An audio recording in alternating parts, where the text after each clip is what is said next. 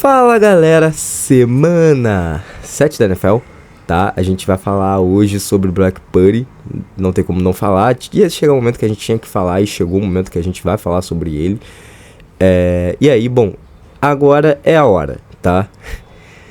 Não chegou nem a 17 jogos da temporada regular, isso a gente tem que lembrar, tá? Ele em jogos desde a temporada passada até essa, mas são pontos que a gente tem que observar.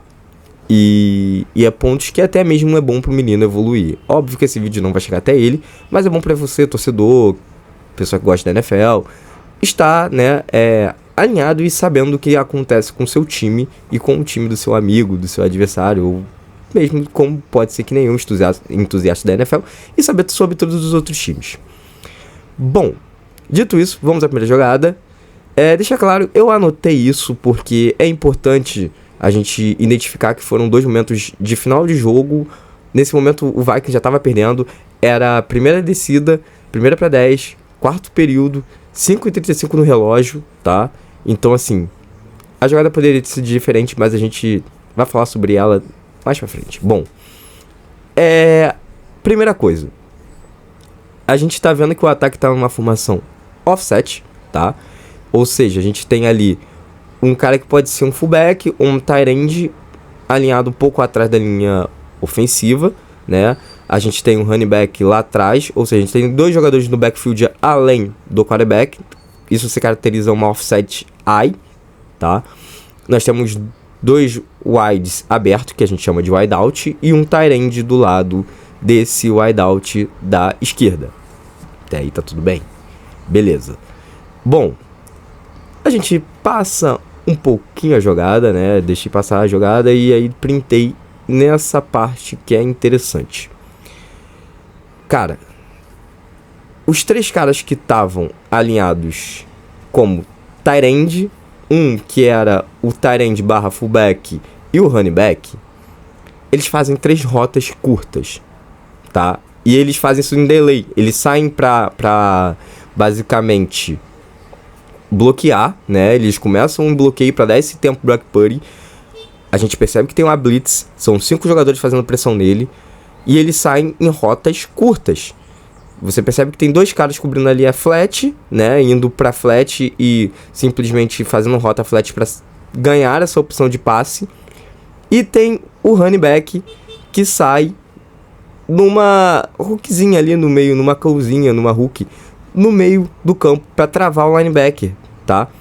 Então assim, o Brock Purdy ele poderia ter feito essa leitura rápida e ter soltado essa bola nesses dois recebedores e ter ganhado algumas poucas jardas, ou até bastante jarda, porque a marcação ela toda subiu porque ela sabia que o time do 49ers ele iria tentar esticar o campo o máximo possível, porque eles estavam perdendo o jogo, estava 17-22 para o Minnesota Vikings. E caracteriza como uma cover 3, tá? Isso daqui é uma cover 3 clássica, onde os dois corners sobem, o safety fica no meio do campo, e aí que vai o X da jogada, né? O Brock Purdy não fez as leituras curtas, então a gente sabe que ele fez a leitura média ou longa. E é isso que acontece, obviamente. Bom, a gente tem de um lado o Brandon Aiyuk e do outro o Jenkins, né? Desculpa, não é Jenkins, é Jennings. E aí o passe vai no Jennings, isso todo mundo já tá ciente e beleza. Só que o problema tá exatamente aí. O conceito que o nosso querido Kyle Shanahan fez é um conceito onde você utiliza de duas ins, onde uma in ele vai travar o safety e a outra in ele vai pegar exatamente nesse buraco que o safety deixou, tá? Entre o linebacker e o safety. O Jennings ele não é tão rápido como o Deebo Samuel, né? O Brandon Aiyuk ele é um recebedor muito rápido, só que a pressão tá chegando, tá? E o Brock Purdy ele tem que soltar essa bola. Foi aquilo que eu falei, leitura curta. Esse passe tinha que ser em um dos recebedores da lateral do campo, tá? E em qualquer um dos dois ele conseguiria ganhar pelo menos umas jardinhas e salvar e continuar o drive. Só que o problema é o que eu não queria falar, né? Talvez, só talvez, ele seja realmente o quarterback esquemático nesse início de trabalho em São Francisco.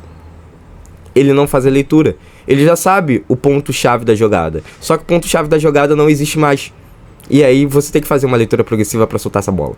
Dito isso, o que acontece é ele soltar no ponto futuro, onde o safety não tá travado porque o Brandon Ayuk ele não consegue simplesmente puxar a marcação do safety porque ele ainda tá quebrando sua rota.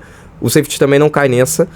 O Jennings, ele também não é tão rápido e demora a quebrar sua rota. Detalhe, ele ainda faz um double step, ou seja, ele faz duas passadas. Ele pisa pra fora do campo pra tentar quebrar pra sair, ao invés de quebrar rapidamente pra sair. É um erro também. E essa bola pinga no safety, porque, bom, o Brock Purdy, ele simplesmente rifa a bola no meio do campo, porque o Jennings deveria estar ali, ele não estava, e é isso. Aí você vai falar, bom, o erro foi do Jennings. Não, o erro não foi do Jennings. O Jennings, ele erra em um momento da jogada, mas o Brock Purdy, ele não pode soltar essa bola em ponto futuro sem ser o recebedor já estar com a rota quebrada, né? Ele não pode fazer isso. E ele também não pode simplesmente soltar a bola sem fazer uma leitura e identificar que tem as leituras curtas para ele soltar esse passe. Dito isso, erro clássico de quarterback calouro e quarterback que está focado na primeira e única leitura da jogada e no ponto-chave que deveria ser da jogada. Segunda jogada, vamos para a interceptação que deu a vitória para o Minnesota Vikings. Bom, ataque em formação em empty, ou seja, 5 recebedores abertos, só o Brock Purdy no backfield.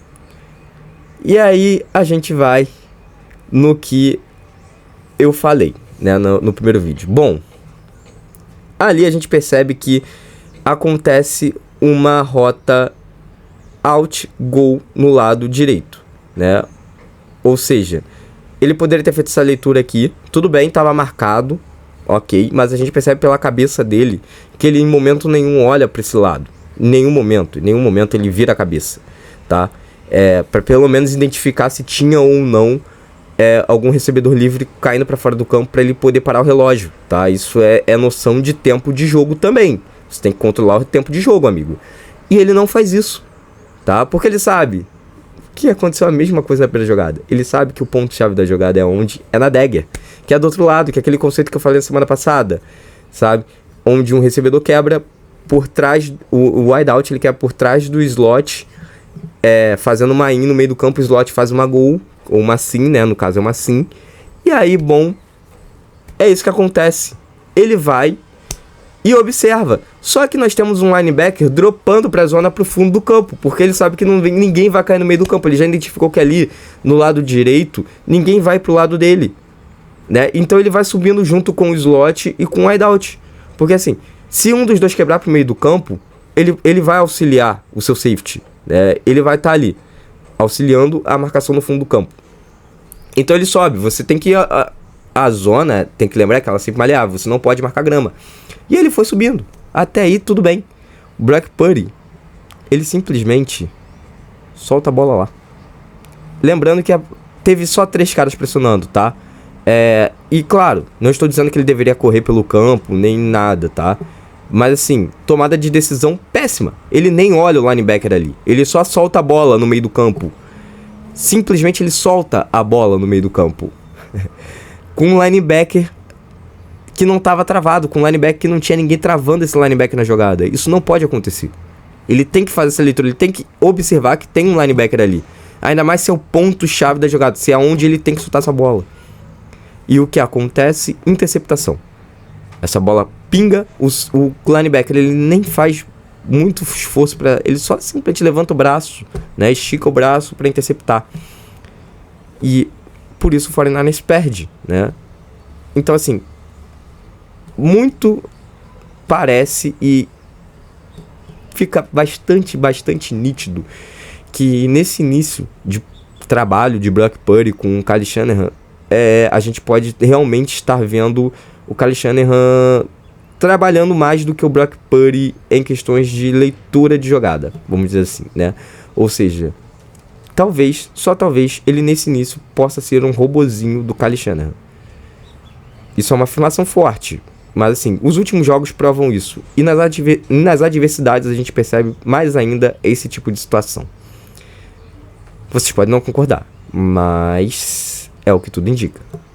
Eu espero que o Brock Purdy evolua e melhore isso. Dito isso tudo, até uma semana que vem. Tchau, tchau.